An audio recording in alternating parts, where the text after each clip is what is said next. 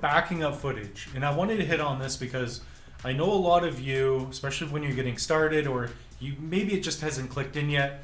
Tyler, how important is it to be able to back up your footage properly and also just to be able to put your footage on multiple hard drives? I think it's really important that you need to back up your footage.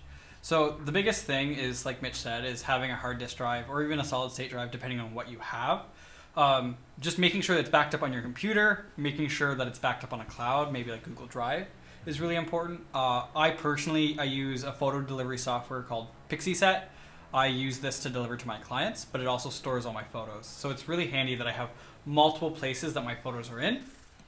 And this way, if one of them goes down, then I always know that I can just go back and get the original photos from either Google Drive, from my PixieSet, or from another hard drive that I have externally. 5, 6, 7 years ago, we didn't have cloud backup like we do today, right? Yeah. So like a lot of this is new. A lot of you maybe you don't even realize this, but even the cameras that we're using today, I mean, this is stuff that I dreamt about when I was a kid starting out. Like we were still shooting on film, or SD cards were just coming out, right? Yeah. I remember I paid $80. I paid $80 one December for half of 1 gigabyte. Like a 512 megabyte card was $80 when I first started taking photos.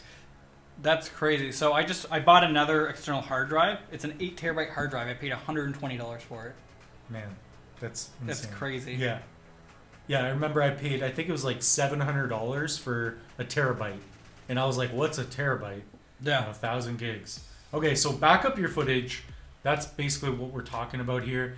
So, Mitch, I know that you have a server. That's probably a little bit of an overkill for our audience today, but Yeah. can you tell us a little bit why you have a server versus just like an external hard drive? Yeah, so I used to use just hard disk drives, but I have a lot of footage. So I have terabytes of footage. In fact, the server I have holds 46 terabytes of footage. So that's 46,000 gigabytes. It's a lot of footage. So if you were to pay for that every month, I'm better off just buying a server outright. Now, what else that it's good for is that I can create logins for clients, for people that I work with. So it's really good when you're working on things like educational courses, when you're working on projects that have a lot of data. But that's for video. For photos, a server could be great, but you don't have to get something as outlandish as I have, right?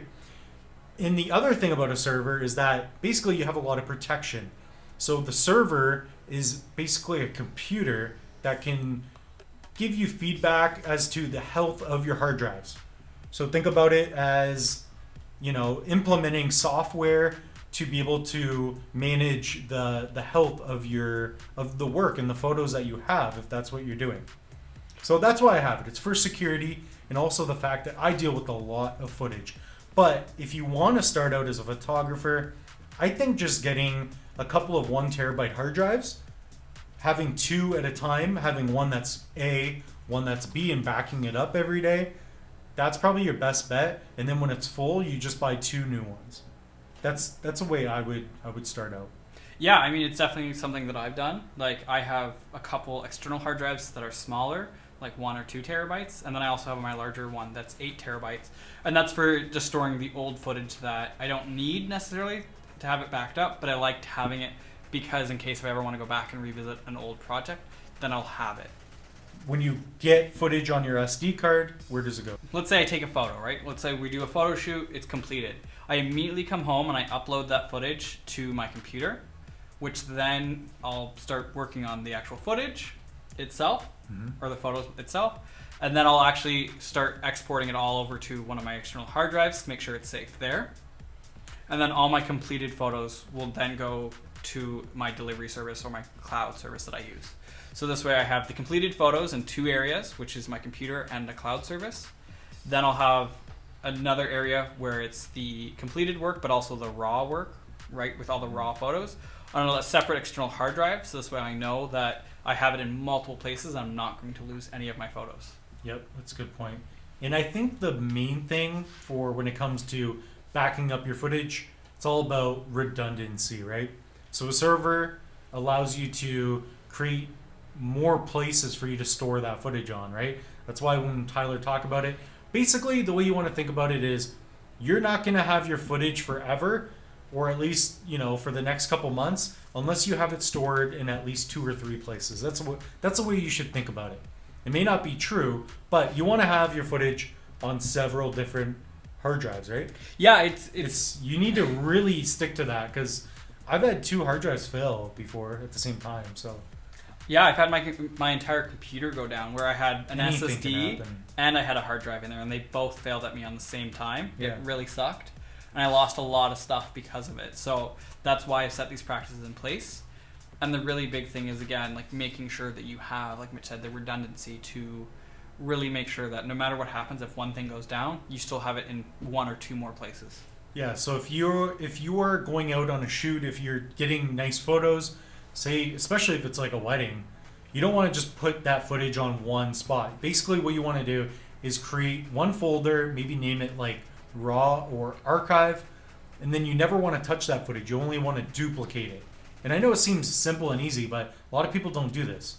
I used to be very sporadic with things. I wouldn't do it perfectly, but now I have a really good system set in place. So build a system, even write that down, maybe use the whiteboard and structure something out, but at least have 2 hard drives, one called A, one called B, and back up the footage on those 2 hard drives. And then when you're editing, utilize the fastest SSD or separate hard drive.